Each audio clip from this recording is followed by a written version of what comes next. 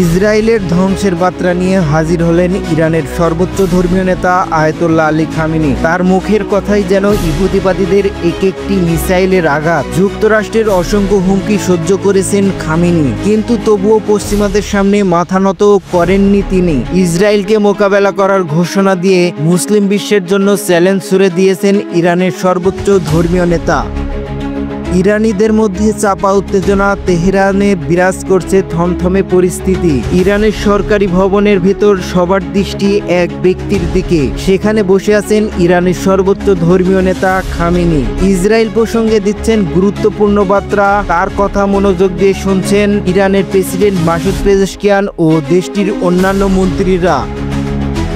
খামেনির কণ্ঠে ছিল দৃঢ়তা, সেই সাথে এক অদ্ভুত আবেগ। গাজা উপত্যকায় নিরীহ ফিলিস্তিনিদের ওপর ইসরায়েলের নৃশংসতায় যখন নিশ্চুপ বিশ্ব, তখন ইহুদিবাদীদের বিরুদ্ধে বর্জ্য কণ্ঠে ইরানের সর্বোচ্চ নেতা। মানবতার প্রশ্নে যেন একাই লড়তে প্রস্তুত তিনি।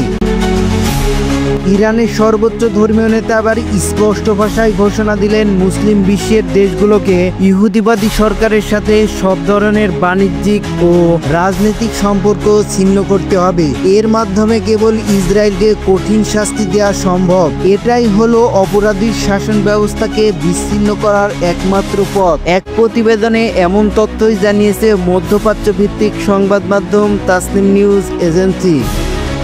সবাই উপস্থিত ইরানের প্রেসিডেন্ট মাসুদ পেজেশকিয়ান নেতার কথা মনোযোগ দিয়ে শুনছিলেন। তার উদ্দেশ্যে খামেনি বলেন, ইরানের পররাষ্ট্রনীতির প্রধান লক্ষ্য হতে হবে অন্য দেশগুলোকে বোঝানো যেন তারা ইসরায়েলের সাথে সব ধরনের সম্পর্ক ছিন্ন করে। কেবল বৈশ্বিক মঞ্চের কূটনীতিতেই সীমাবদ্ধ থাকতে চায় না ইরান, দেশের ভিতর বিভিন্ন চ্যালেঞ্জগুলোকেও সামনে আনলো খামেনি। তিনি বললেন, ইরানের জাতীয় শক্তি শুধুমাত্র অস্ত্র কিংবা সামরিক বাহিনীর মধ্যেই সীমাবদ্ধ নেই, বরং আমাদের জনগণই দেশের মূল শক্তি ও অনুপ্রেরণার অংশ। খামেনি সরকারের উচ্চ পর্যায়ের প্রতিনিধিদের জন্য সতর্কবার্তা দিলেন।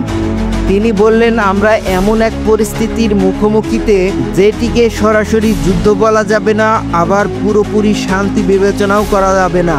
এই স্থবিরতা যেন জাতির মনোবলকে ভেঙে না দেয়। আমাদের কাজ করতে হবে, এগিয়ে যেতে হবে। ইরানের জনগণের আশা আকাঙ্ক্ষা, আন্তর্জাতিক চাপ এবং গাজার রক্তাক্ত বাস্তবতা সবকিছু মিলিয়েই সামনে যে কঠিন সময় অপেক্ষা করছে, সেগুলোর সবকিছুই অনুভব করতে পেরেছিলেন প্রেসিডেন্ট পেজেশকিয়ান সহ তার মন্ত্রীরা।